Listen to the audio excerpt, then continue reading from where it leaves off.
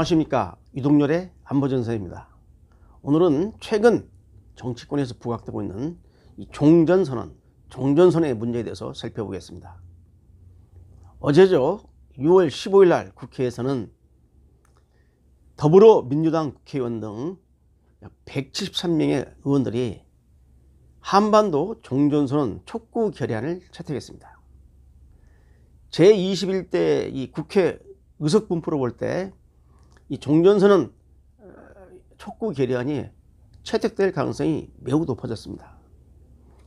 자, 그런데 어떠한 문제가 있는지 살펴보겠습니다. 일단 그 촉구 결의안에 나와 있는 이 종전선언의 그 내용을 살펴보겠습니다. 결의안 내용을. 첫째는 뭐냐면 이 종전선언을 할 때 남북한에다가 미국과 중국 이 사자가 참여하는 종전선언의 실행을 주장하고 있고, 그 다음 두 번째는 이 법적 구속력을 가질 평화협정을 체결하자 하는 주장하고, 그 다음에 그 남북 정상 간의 그 선언들이 이행돼야 한다는 내용들 나와 있어요. 또 국제사회에 적극 동참을 요구하는 게 남아 있는데, 재미난 게 있습니다.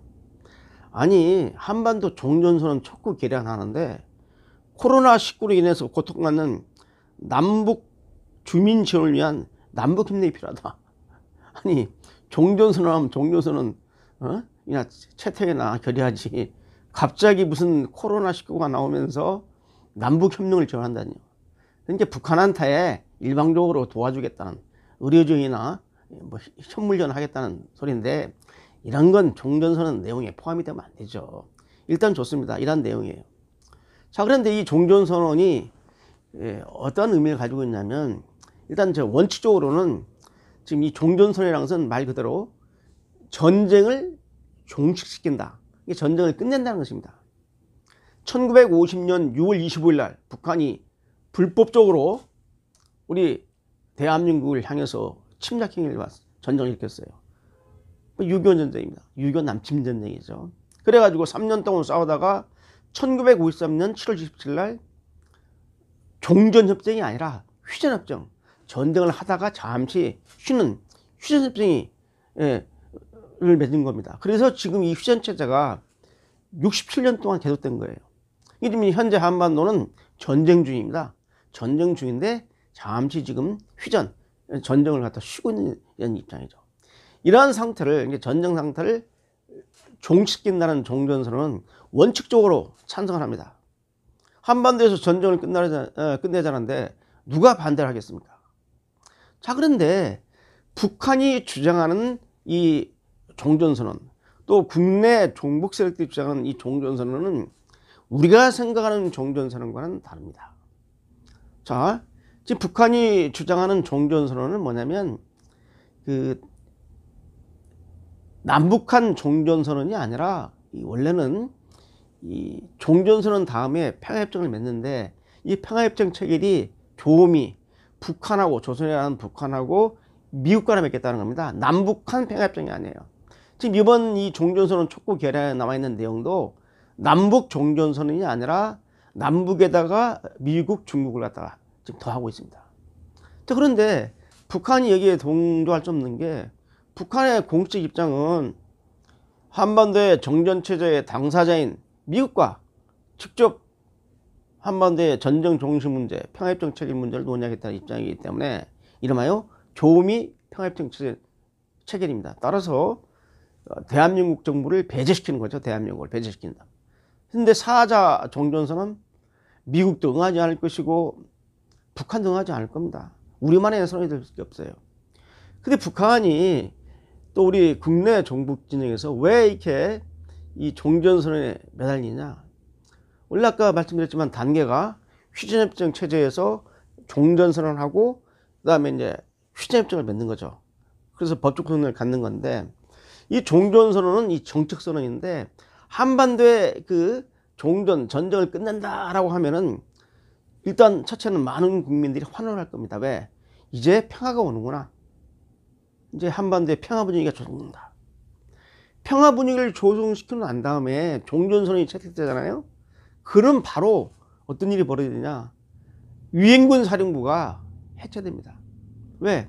유엔군 사령부는 한반도가 전쟁 휴전 체제에서 휴전을 관리하기 위해서 이 정전 체제에 소위 그 물리력인 유엔군 사령부가 있는 건데, 이 정전 체제가 이제 해소가 됐기 때문에 당연히 유엔군 사령부가 빠지는 거고, 다음에 나오는 게 뭐냐? 바로 한반도에 이제 전쟁이 끝났고 평화가 오는데 왜 남한에 외국군이 있느냐? 주한미군 나라라고 주장합니다. 주한미군 철수가 나오는 거예요. 감축이나. 그러니까 지금 무슨 문제냐면, 일단 국민들을 평화적 분위기에 도취하게 만들고 종전선언을 해서, 그리고 한반도의 이 정전 관리 체제고 이 전쟁을 방지하는 유엔군 사령부가 해체가 되고 주한미군이 철수되면 어떤 일이 벌어지겠습니까? 철수되면 이제 강력한 남침 억제력, 전쟁 억제력인 세계 최강의 주한미군을 철수시키면 군사적 공백 상태가 일어납니다. 그래서 이 종전선언이 잘못하면 전쟁선언이 될 수 있는 거죠. 자, 여러분 말합니다. 북한이 종전선언을 한다면 북한은 가만히 있습니다. 북한이 뭐 유엔사를 해체하라, 주한미군 나가라 할 필요 없어요. 종전선언만 채택이 되어버리면 우리 내부에서 종북주사파들이 연일 광화문에 모여서 전국적으로 시위를 하면서 주한미군 나가라, 남북 간에 종전선언 했는데 왜 외국군이 한반도의 평화를 갖다가 해체냐 하면서 주한미군 철수를 막 외칠 겁니다. 나가야 돼요. 해서 이 종전선언은 잘못하면 아무 담보장치, 보장장치 없이 종전선언에 합의를 하게 되면 새로운 전쟁선언이 된다. 따라서 어떻게 해야 되느냐? 저는 선결 요건을 제시합니다. 제가 앞으로 말씀드린 5가지 조건이 이행이 되면은 종전선언을 해도 괜찮습니다. 자, 첫 번째 뭐냐? 바로 6.25 남친전쟁. 올해가 6.25 남친전쟁 70주년인데 6.25 남친전쟁에 대해서 북한이 진정으로 사과를 해야 됩니다. 대한민국과 국제사회에. 지금까지 북한은 6.25 남친전쟁을 인정하지 않고 6.25는 미국과 대한민국 국군이 일으킨 전쟁이라고 이렇게 적반하장적으로 지금까지 역사를 왜곡해 왔습니다. 지난 70년 동안 남북이 전쟁을 끝내고 평화로 가는 이 마당에 이 정전체제를 야기시킨 바로 원인이 뭡니까? 6.25 남침전쟁 아닙니까?